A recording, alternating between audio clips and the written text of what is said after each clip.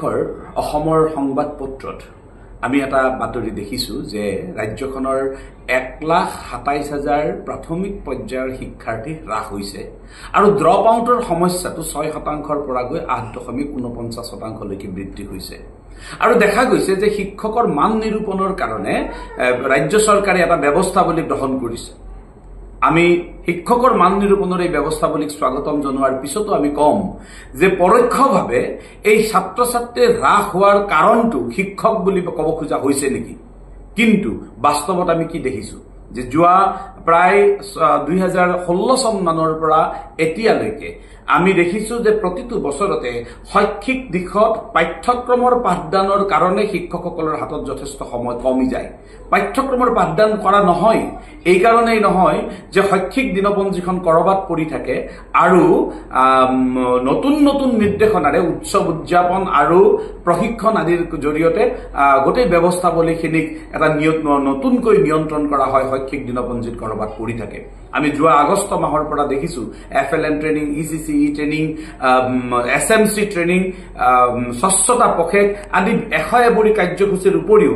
এতিয়া অহা 21 তাৰিখৰ পৰা হবলগীয়া মান নিৰূপণৰ সময়ছোৱাটো আমি দেখিছো যে গোৱালপাৰা জিলাত তেতিয়াও প্ৰশিক্ষণ দিয়া হৈছে আমি দেখিছো যে আজি কিছুদিন আগতে ECCE প্ৰশিক্ষণৰ কাৰণে বিশ্বনাথ জিলাৰ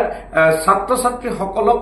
SMCৰ মানুহৰ হাতত অৰ্পণ কৰি হলেও বিদ্যালয়ৰ পৰা গৈ প্ৰশিক্ষণ অংশগ্ৰহণৰ কাৰণে কোৱা হৈছে আমি বিগত বছৰত দেখিছিলো যে পৰীক্ষা বন্ধ কৰি হিতাধিকাৰী নিৰ্বাচনৰ কামত শিক্ষকসকলক লগোৱা হৈছে এনেধৰণে সময়ে সময়ে শিক্ষক শিক্ষয়িত্ৰীসকলক বিদ্যালয়ৰ পৰা বাহিৰত ৰখা হেতুকেই অভিভাৱকসকলে বিদ্যালয়ৰ পৰা ছাত্ৰ ছাত্ৰী লৈ যোৱাটো কোনো অস্বাভাৱিক কথা হ'ব নোৱাৰে সেইবাবে আমি অসম চৰকাৰক অনুৰোধ জনাইছো যে এটা তদন্ত কৰা হোক বিগত 3টা বছৰত শৈক্ষিক দিনপঞ্জীৰ বাহিৰেও কিমান নিৰ্দেশনা প্ৰকাশ কৰা হ'ল কিমান নিৰ্দেশনাৰে শিক্ষক শিক্ষয়িত্ৰীসকলক বাহিৰত ৰখা হ'ল এই গোটেই কথাটো এটা পৰীক্ষা হ'ব লাগে তাৰ কাৰণে এখন সমিতি বনোৱাৰ কাৰণে আমি ৰাজ্য চৰকাৰক অনুৰোধ জনাইছো আনহাতে চৰকাৰী পৃষ্ঠপোষকতাত সৰকাৰি খৰচত বেসৰকাৰি শিক্ষানুষ্ঠানত শিক্ষা দিয়াৰ কাৰণে যে পৃষ্ঠপোষকতা কৰা হয়েছে